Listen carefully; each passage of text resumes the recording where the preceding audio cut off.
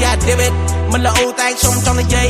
តស៊ូមិនអាយុ18អាយុក្មេងតែកណិតអត់ខ្ចីដេកកងថាតាំងមិនទាន់ពេញក្តីនៅក្មេងតែសក់ខ្ញុំស្កើដើរលើផ្លូវមួយដែលត្រឹមត្រូវដៃឆ្កាព្រៃជើងឆ្កាផ្លូវធ្លាប់កាត់សក់តាមចិត្តគេតម្រូវបើហិតមកប្រអប់ញ៉ាំគ្នា10នាក់ទៅដើមគ្នាដេញវាយទាត់ធាក់ស្បាយរីករាយបែកញើសក្លិនស្អុយអរគុណអាពួកម៉ាក់ពួកវាចេញលុយរៀនគួរអត់លុយស៊ីបាយអត់លុយចាយយើងស៊ីឆាក់ខ្វាយ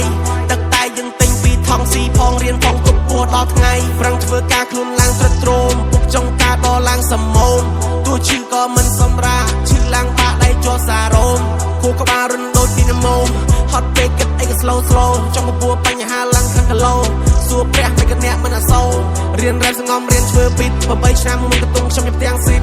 ទៅណាណាក៏គេរុញចាំម្នាក់ឯងតែតោរ៉ៃណៅជាដេវីតជុំបិនខ្ញុំធ្លាប់គេប៊ូលីចង់បងទី yeah fuck it នៅក្មេងចង់លយចង់លេបចង់ដូច idol យេជីដេវីតដឹកជួបរឿងច្រើនណាស់ខ្ញុំឈឺចាប់ណាស់មិនចង់ជួបទៀតទេឃុំខ្លួនឯងនៅក្នុងបន្ទប់ខ្ញុំខ្លាចពេលយំលឿងដៃ I pray មួយជីវិតចង់ឈ្នះខ្លួនឯងចង់រួចខ្លួនឯងតែមិនបានម្ល៉េះទេថ្ងៃមួយរំពឹងថាដេវីតប្រាប់គ្រួសារថា yeahដេវីតដឹកជួបរឿងច្រើនណាស់ខ្ញុំឈឺចាប់ណាស់មិនចង់ជួបទៀតទេឃុំខ្លួនឯងនៅក្នុងបន្ទប់ខ្ញុំខ្លាចពេលយំលឿងដៃ I pray មួយជីវិតចង់ឈ្នះខ្លួនឯងចង់រួចខ្លួនឯងតែមិនបានម្ល៉េះទេថ្ងៃមួយរំពឹងថាដេវីតប្រាប់គ្រួសារថា yeahដេវីតជីកង់តាមផ្លូវទៅផ្ទះទៅទិញពាក្យថាឈ្នះរៀងរាល់តែថ្ងៃសុំលុយអ្នកម្ដាយ10000រៀលខ្ញុំហ៊ានរៀនជាមួយនឹងក្តីស្រមៃ